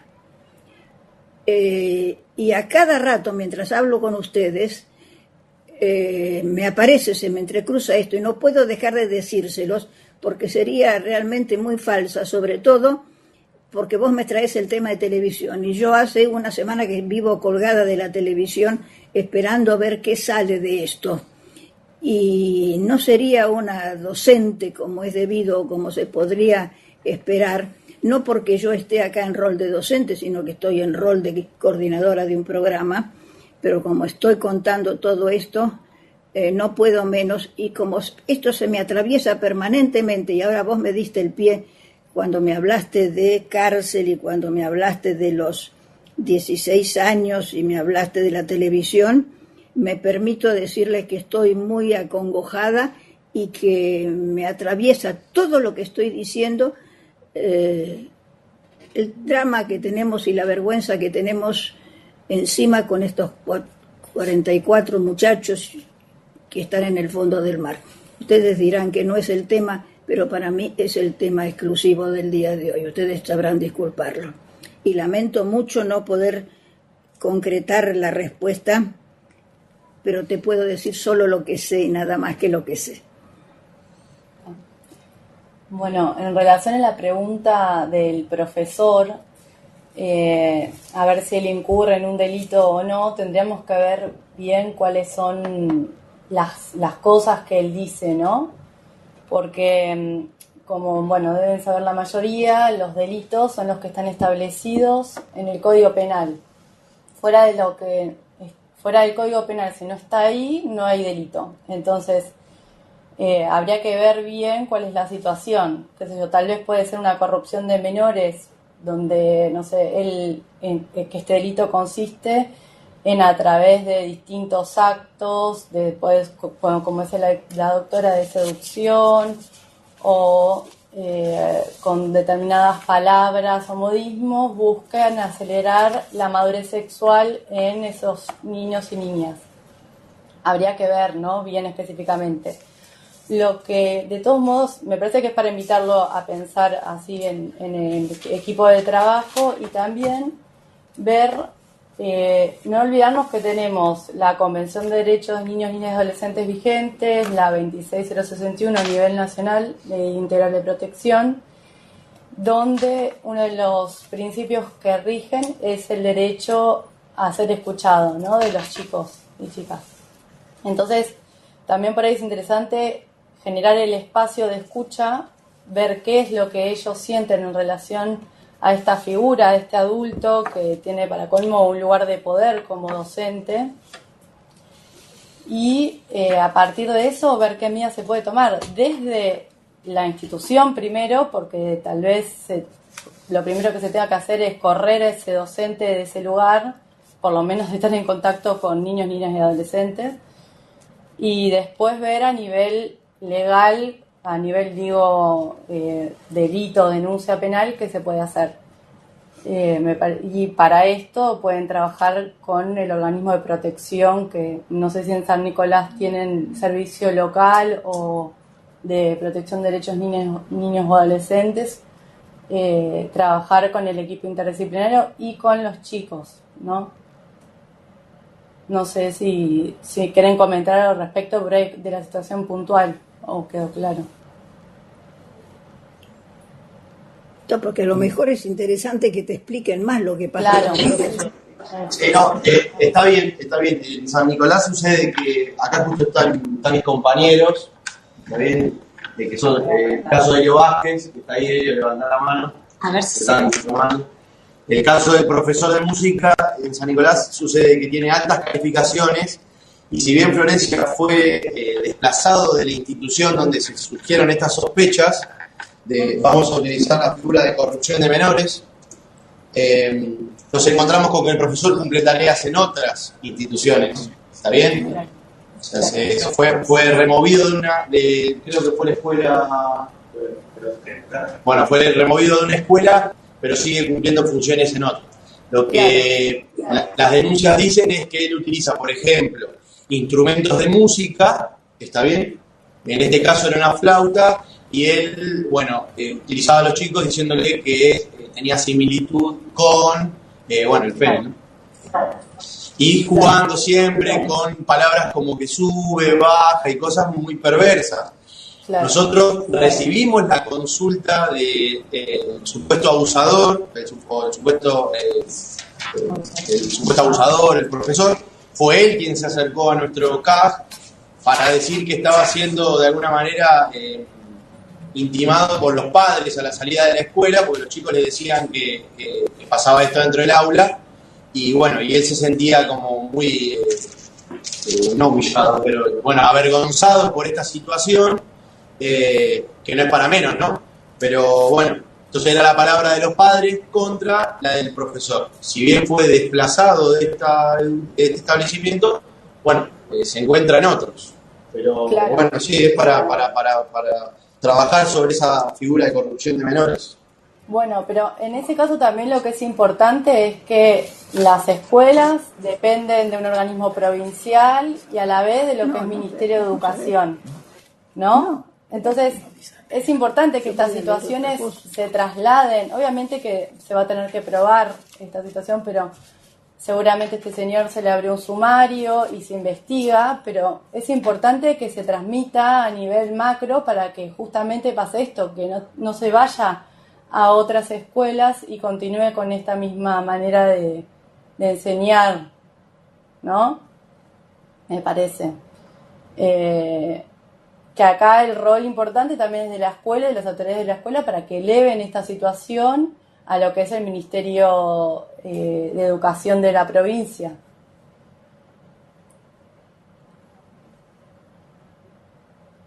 No sé si... Listo, gracias. Bien. Preguntas que tengan que ver con el ámbito jurídico, me parece que hay más, sobre todo cuando aparece una madre que quiere saber algo, quiere una orientación. ¿Cómo se manejan ustedes si dice, a mí me parece que el abuelo o el tío o el padre, tengo que ir a la comisaría, tienen así reiteradamente este tipo de consultas. Ahí en San Pedro. Perdón, sí, otra vez San Pedro. Yo en realidad soy coordinadora de acá del CAC de San Pedro. Suelo tener y he tenido consultas sobre abusos sexuales a menores. Puntualmente tuve hace 3 semanas una niña que vivía con su mamá, que su mamá tenía varios novios y la dejaba con los novios o le hacía partícipe de su relación sexual. Viene acá la tía, nosotros desde acá, sin ningún tipo de recursos, porque sabemos que los CAF funcionan de esa manera, y termino, porque acá, no es cabecera departamental San Pedro, terminamos con la defensora de familia en San Nicolás, quien hoy estamos en camino con una guarda, y la niña no tiene contacto con su mamá. Porque ella tampoco puede identificar la nena tiene 10 o 11 años, Valentina, pero no recuerda los nombres y apellidos de los novios, porque es así como ella le hacía creer, de su mamá. Incluso la mamá se iba a Capital, que tenía una pareja, y salía a trabajar, era prostituta en realidad, y la dejaba con ella. Era el gordo era un hombre que ella me lo describía canoso, adulto grande, y la dejaba los fines de semana a la nena con ella y se iba a prostituir, pero la nena quedaba siendo abusada y ella me relataba a mí qué era lo que este gordo, el hombre le hacía. Enseguida, fue asistida por psicólogos y está ahora con un tratamiento y está tramitándose la guarda con mucha rapidez en San Nicolás, con su defensora, para que podamos obtener, obviamente, la guarda en forma inmediata. Igual la mamá es como que no le interesa ya tener contacto con la niña, pero, se mantiene. Lo único que ella reclama a la madre es que no le toquen el salario, que creo que es habitualmente, no solamente en los abusos, sino en el como yo lo digo desde abogada, lo único que les interesa siempre por ahí estar atento a que puedan percibir o no percibir el salario. Entonces, obviamente que no aclaramos nada y ya fue notificada la mamá y no se presentó a ninguna de las 2 audiencias. Y la nena ahora va a está con su tía, por suerte, así que ni siquiera, la mamá quiere saber nada con la nena para que no le involucre en ningún tema, pero lo importante es que la nena, que la niña, que no quiere tener ningún tipo de contacto con la mamá porque no quiere volver a repetir historias. Incluso ella tuvo problemas en el colegio porque le contó una compañerita y esa compañera lo divulgó. Entonces tuvimos que tratarlo también desde el ámbito escolar para que no se genere bullying con la menor, porque si no seguimos con esta pobre criatura que le seguimos cargando su mochila. Yo quería contar más que nada, una de las tantas que tengo, en la que recuerdo que hace unos días salí para San Nicolás con la tía para poder lograr esto. Nada más. Pero y oíme, ¿el gordo está preso? El famoso gordo, ¿está preso? No, porque la nena no sabemos quién es. Se hizo una denuncia en fiscalía, pero el hombre está radicado. Ni siquiera sabemos dónde está, porque ella la trasladaba a una villa, no sabemos si en Lanús, Quilmes, no sabemos dónde, porque la nena no lo sabe decir. Y se ha cortado todo vínculo entre la tía de la nena y la mamá de la nena. ¿Y la madre tampoco tiene una causa penal porque podría llegar a ser explotación sexual de menor? Pero la madre ahora se fue de San Pedro, volvió no sabemos dónde está tampoco, porque se notificó, la notificación fue más allá de la guarda, En el tema de la causa penal, digamos, no tenemos datos sobre dónde está la mamá, cuál es el domicilio, porque está con paradero desconocido. O sea, esta persona con la que ella iba se prostituía, pero no sabe, digamos, no tenía un lugar fijo para quedarse en Capital. Claro. Estaría como NN. Y una consulta más. ¿Quién llevó a cabo la denuncia penal? ¿La tía? La tía. Porque la madre no es más. Sí, decime. No, decime y después les cuento. No, la mamá, la tía, lo que pasa es que la misma mamá de Valentina cortó todo vínculo con la familia. Ya ahora estamos con un paradero desconocido. Tenía más, digamos, creo que tenía 3 o 4 hijos más, eran todos de distintos padres, y bueno, y ahora se produjo esto de que se fue, digamos, la única que dejó acá en San Pedro fue a la nena, Valentina, y los demás se los llevó con ella.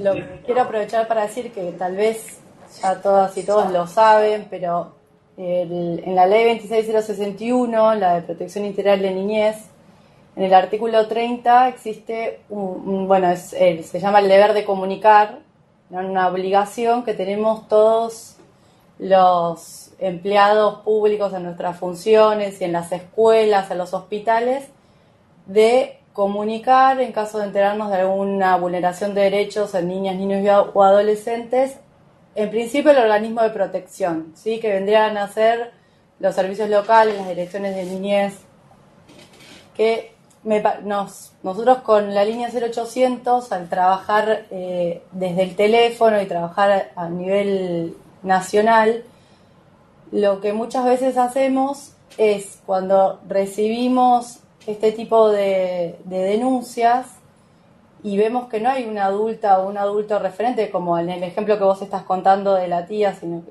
no habría adulto referente, nosotros ponemos en conocimiento a los organismos de protección para que tomen las medidas que consideren necesarias para proteger a esa niña, niño o adolescente.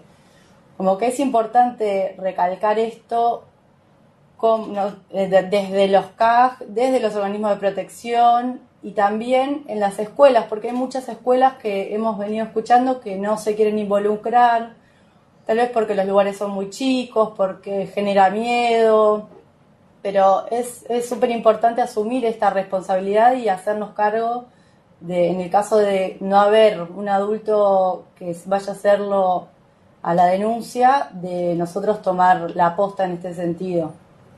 Esa aclaración quería hacer, ¿no? ¿Hay alguna otra pregunta? Por favor, levanten la mano.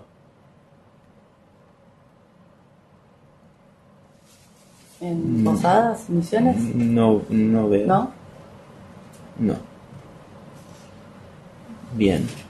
Hay algo que quiero decirles, porque ustedes disponen del 0800 222 1717. Ustedes ya saben que es el número para los casos de abuso sexual que responden a todo el país. Yo quiero decirles que desde noviembre del año pasado hasta septiembre de este año tuvimos 3.576 llamadas. De esas llamadas, 1.705 víctimas de abuso. O sea, de 3.576, 1.705 fueron víctimas de abuso. Y el 75% de las llamadas correspondió a niños, niñas y adolescentes. O sea que el 75% del total de llamadas correspondió a niños, niñas y adolescentes. Es una cifra realmente interesante para ver, porque hay muchas llamadas que corresponden a adultos que dicen: yo me acordé ahora. Como hay una publicidad también visual a través de spots en los distintos medios, aparecen distintos cuadros, distintas publicidades que quizás ustedes vean. el hecho de hablar del tema a la gente la ha sensibilizado y entonces sabe que puede llamar a este número y también empiezan a acordarse de cosas que le han pasado siendo niños o niñas. Entonces llaman y preguntan y cuentan, y realmente es interesante porque nosotros lo que hacemos es labrar un acta y mandársela al organismo de protección de la niñez. Se la mandamos a ese organismo en apoyo, después que nosotros le decimos diríjase a ese organismo y le damos la dirección, porque el truco en qué está, en que no le decimos vaya al organismo, le decimos el organismo queda en la calle tal, número de teléfono tal. Si nos llaman desde Salta o si nos llaman de Tierra del Fuego, como tenemos todo perfectamente ordenado, le decimos ¿dónde vive usted? En tal parte de Tierra del Fuego. Bueno, mire, cerca de tal calle que es donde vive usted, usted tiene un organismo de protección a la niñez que tiene tal dirección y tal número de teléfono. Vaya allí que nosotros ya estamos mandando un acta diciéndole que usted se va a hacer presente. Entonces, así las cosas funcionan. Y después también trabajamos con las fiscalías, con las comisarías. Por eso las cosas funcionan. No es un número de teléfono para decirle vaya y preséntese. Le decimos dónde tiene que ir y reforzamos con un acta en esa dirección. De manera que acuérdense que el 0800 pueden usarlo ustedes también para cualquier consulta o para derivar un llamado o sencillamente con algún historial que tengan delante y que les parezca que es interesante. Yo les comenté que si querían podíamos ver las distintas enunciaciones de los efectos, o sea, qué les pasa a los chicos. No sé si tienen tiempo y ganas, es decir, cuáles son los síntomas que muestran los chicos. Yo no se los leí, no se los planteé de entrada, porque está en todos los libros que se ocupan de abuso sexual y es un montón. Es decir, los insomnios, las arcadas, los vómitos, pero si ustedes quieren, yo les leo una parte de lo que yo pude sintetizar de las listas enormes que hay. No sé si esto forma parte o si ustedes prefieren dejarlo terminado el encuentro acá o si quieren hacer algún otro comentario. Esto queda a discernimiento de ustedes. ¿Qué es lo que prefieren? ¿Seguir viendo material o dejarlo? ¿Cómo prefieren? Nosotros en el programa trabajamos así, le preguntamos a la gente. Está Posadas, ¿verdad? Creo que tenían una pregunta, habían levantado la mano hoy.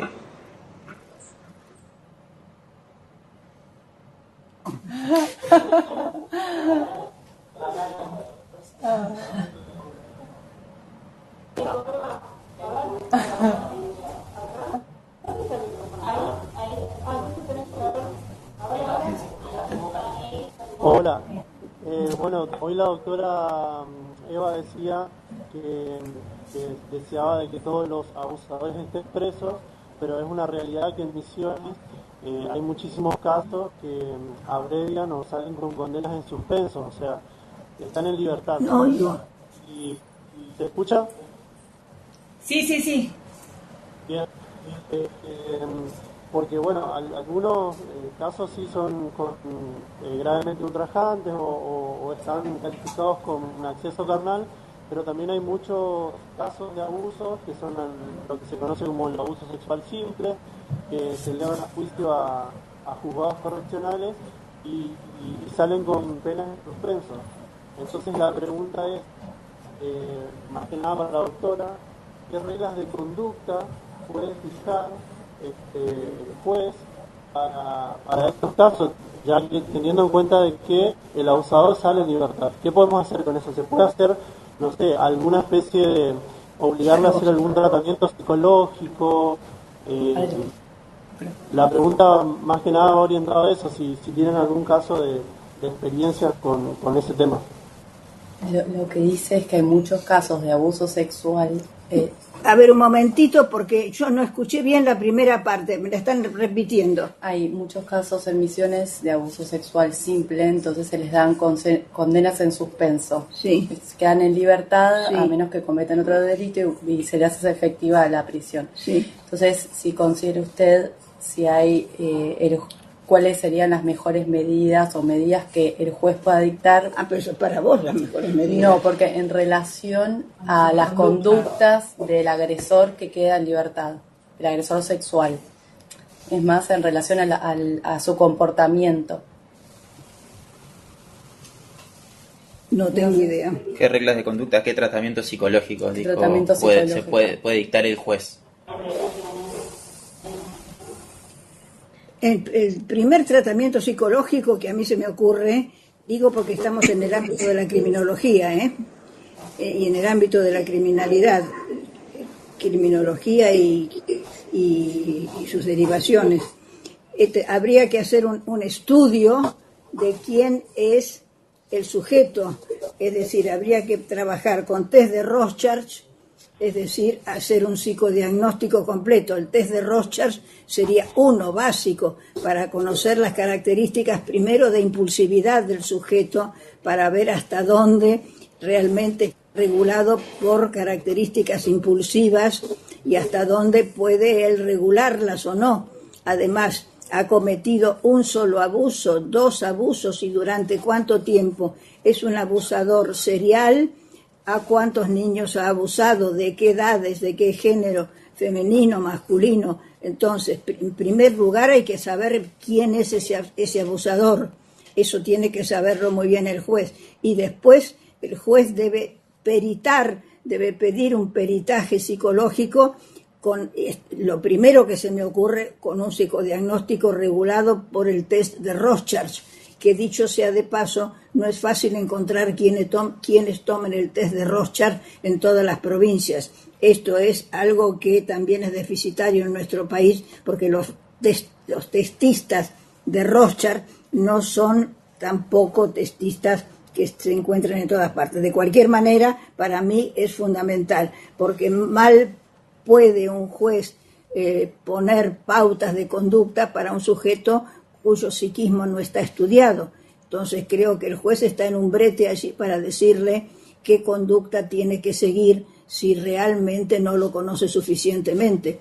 Realmente no se me ocurre qué aconsejarle, pero lo primero es que tendría que estar en una orientación psicológica de cualquiera haya sido la condena a la que le hayan dado, que todavía no se la han dado por lo que me dicen, que queda en libertad. Claro, porque es un abuso simple. Es una condena que es en suspenso, o sea, se lo condena, supongamos, a 3 años, pero como los delitos de 3 años son excarcelables, puede quedar libre. No, lo que yo me pregunto por qué es excarcelable. Bueno. Lo que pasa es que, claro, a mí me costaba, uno, que no escuchaba bien la pregunta, 2, es porque lo que no entiendo por qué es excarcelable un abuso simple. Entonces lo que tengo que discutir con los abogados de Misiones por qué el abuso simple es excarcelable. Para mí no es excarcelable, lo lamento. Claro. Estas son las peleas que los psicólogos tenemos con los abogados. Si es un abusador, es un abusador. Ahora, esto como de costumbre es la corporación patriarcal. Es un abuso simple. Yo hablo desde el punto de vista de la persona abusada. Será un abuso simple. ¿Qué quiere decir simple? ¿Que la violó? No, no la violó. No hubo acceso carnal, me pareció escuchar algo por allí. No hubo acceso carnal, pero quisiera saber en qué estado se encuentra la víctima. Si se trató de un manoseo, entonces aparece, es un simple manoseo. ¿Qué es un simple? Hay que ver cómo quedó la víctima por el simple manoseo. ¿O qué se entiende por un simple manoseo? Yo en este sentido me avengo a los criterios psicológicos de lo que significa un abuso. Un abuso puede ser leve, puede ser grave, pero yo lo primero que hago es revisar la ley. Yo no estoy de acuerdo con que un sujeto abusador esté en libertad y en principio no estoy de acuerdo con la ley. Esto es un derecho ciudadano, no acordar con la legislación, que tampoco sé de cuánto es. Ahora, con esto no contesto al colega, porque el colega me va a decir, bueno, Eva, no me sirve absolutamente para nada lo que me estás diciendo, porque yo no puedo ir y cambiar la ley. Y yo estoy convencida que sí, que las leyes se pueden cambiar. Es decir, no estoy para nada conforme con que el colega se conforme con que la ley es la ley. y la ley se puede cambiar y se puede armar de alguna manera para cambiarla la ley. Por empezar, en este momento en la Argentina, anoche acaba de votarse la paridad, y esta es una ley que no existía, existe desde anoche, la paridad de la cuota de representación de mujeres en las listas. Esto no existía. Las mujeres podíamos ocupar en las listas de los partidos políticos el 30%. Desde anoche podemos ocupar, no podemos, debemos ocupar el 50%. Las leyes se cambian, las hemos cambiado ayer. Entonces, no me digan que no se pueden cambiar las leyes. Esto no tiene nada que ver, simplemente para decir que las leyes se cambian. Así que, colega, lo siento mucho, no te puedo ayudar, porque lo que planteo es que la ley es lo que yo no acepto, pero además de no aceptar la ley, que no te sirve para nada, tampoco te sirve para mucho lo que te digo, que el juez necesita una prueba, el test de Rorschach.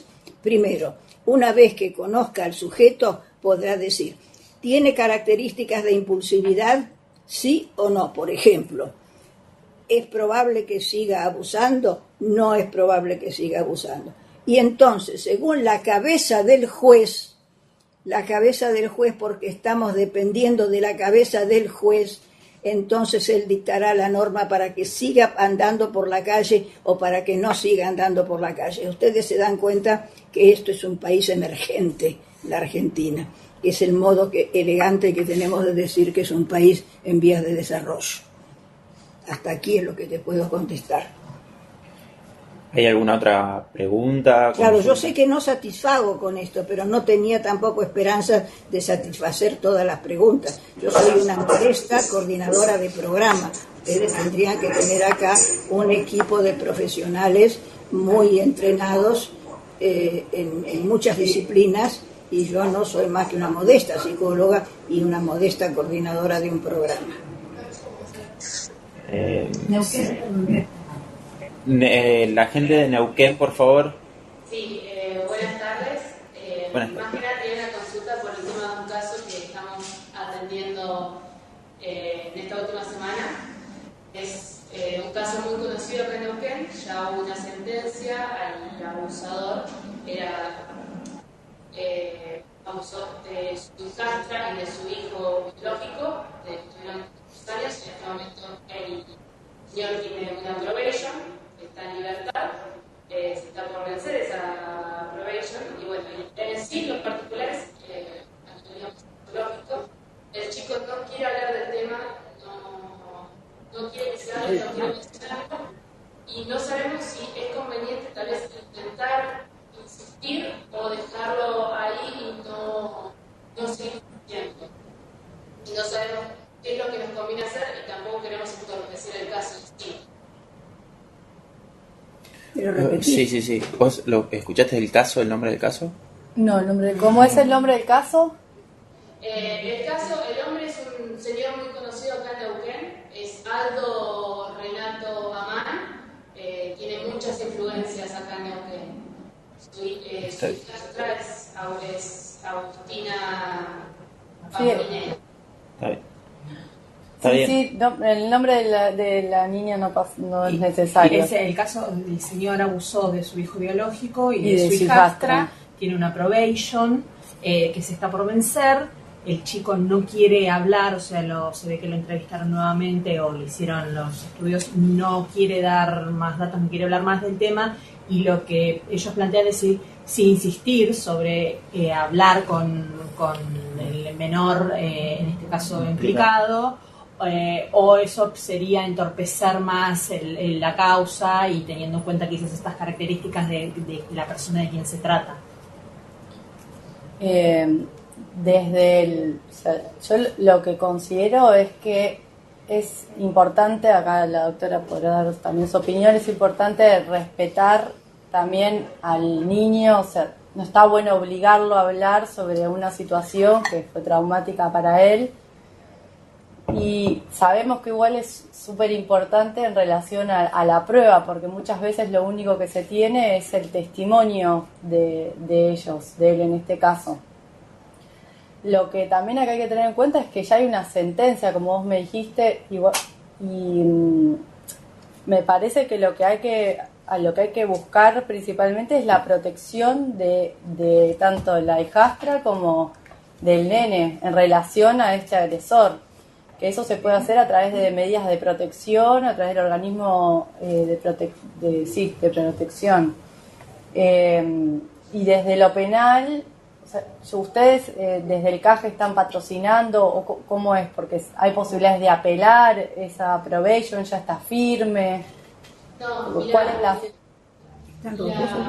Nosotros patrocinio no podemos hacer, el Sí. caso ya fue hace mucho tiempo, esto fue hace casi 15 años, pero bueno, el padre pidió seguir viendo a su hijo. El hijo Claro. cuando los padres tenían 5 años y el abuso ocurrió cuando tenían 9. Así Claro. que fue posterior, a pesar de que la mujer dijo que el hombre no estaba apto para seguir teniendo visitas con el hijo, lo siguió viendo, digamos, porque la justicia no pero a favor del chico, de que no lo siga viendo el padre, el chico terminó teniendo más. Ya, el señor tiene muchas influencias acá en la provincia de Neuquén, por eso le dieron esta probation, porque incluso el chico no fue a tomar clases porque dijeron que no estaba apto. Corta. Le voy a... ¿Se escucha? Sí. El tema es que es verdad que por ahí vos decís que existen amiguismos sería el agresor y el Poder Judicial. Sí. Sería una cosa así. En este caso, supongo que debe haber un juzgado de familia interviniendo y nosotros casi siempre trabajamos y sabemos que es una lucha sobre todo de los abogados, pero que le den importancia a la figura del abogado del niño. Yo no sé si en Neuquén tienen la posibilidad o conocen esta figura que se introdujo también por la Ley Nacional, la 26061, y que no es necesario que haya ninguna ley específica para que un abogado se presente como patrocinante específico del niño o de la niña. ¿Qué pasa en este caso? Hace justamente que la voz, en este caso del nene o de la niña, se escuche, y si ellos no quieren tener contacto con el agresor, no lo tengan. Es como una herramienta más también para hacer fuerza a esta situación, porque si son ellos quienes ya también se pueden dar a entender, pueden explicarlo hasta verbalmente, que no quieren tener contacto con esta persona, tienen que tener el espacio, es obligación del juez tomar esta situación y escucharlos. Yo no sé si esto lo desarrollaron, si se hizo, si no. Vieron que es como complejo el tema. O sea, hablar en el aire, digo, sin conocer el caso. Es entendible. El caso nos llegó porque la madre se quiere ir de la provincia, la madre trabaja en la municipalidad de Neuquén y quiere pedir un pase municipal, se quiere ir. Pero bueno, ante ese irse, también tenemos que ver todas las partes legales, al chico al ser menor, que no haya una contradicción, son como muchas cosas, pero bueno, nos comentan en parte es esto de que el chico no quiere hablar del tema, porque bueno, la madre plantea que como es varón, es como que es más difícil contar que tuvo un abuso sexual a diferencia de que si fue una mujer. Es lo que nos dice la madre. Pero bueno, no sabemos si es conveniente tener una charla personal con el chico, sino hablar con el chico directamente y solo manejarnos con la madre, más que nada es por eso la consulta.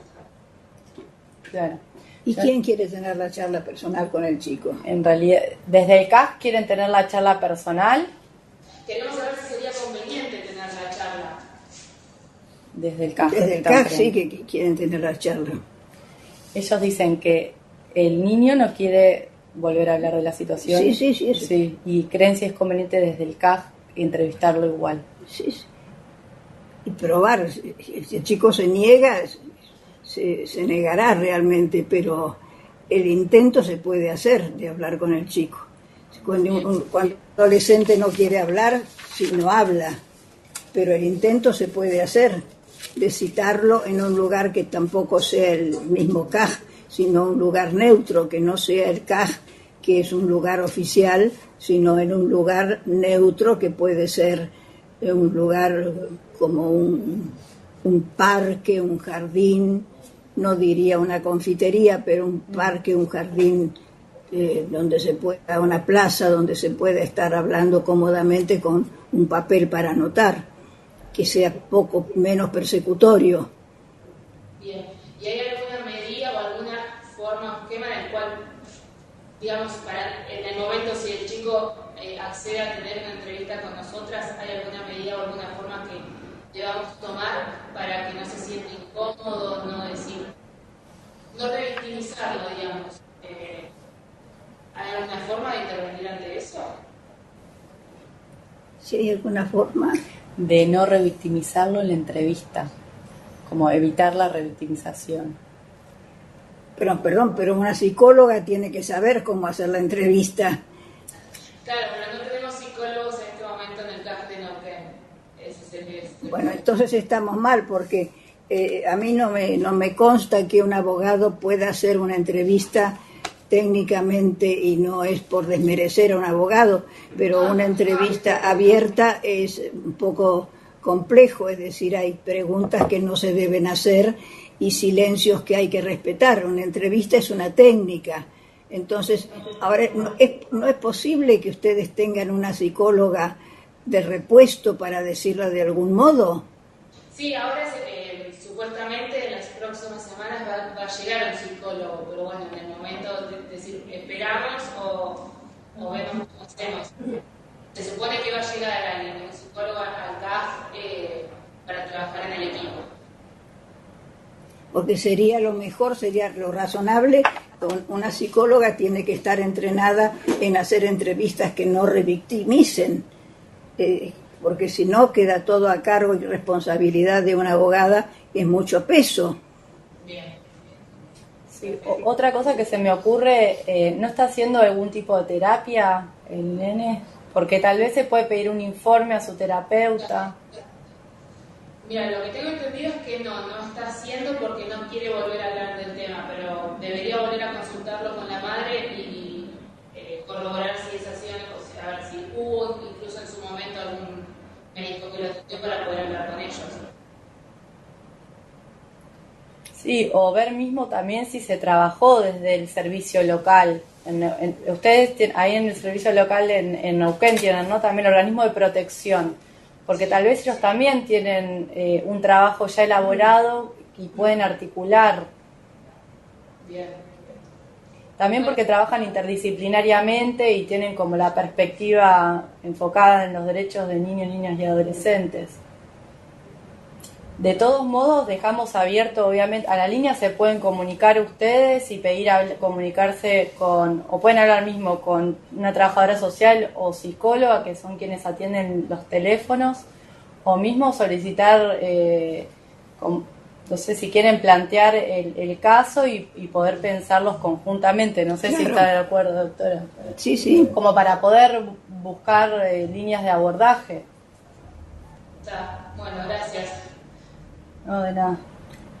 Pero lo que yo decía, necesitan acá un equipo para responder, claro, mucho más que 2 personas, necesitan un equipo con más gente, con sociólogos y con más abogados también y más psicólogos, con más experiencia, no solamente más experiencia, pero básicamente he visto que casos jurídicos son los que han planteado con más dureza y con más necesidad de apoyo, ¿no? Bien, hasta aquí hemos podido llegar, y entonces en nombre de María Fernanda Rodríguez, yo les agradezco mucho esta reunión de los CAJ y le informaré a María Fernanda esta solidaridad de ustedes con nosotros, con el programa, asistiendo y acompañándonos con la buena voluntad con que lo han hecho.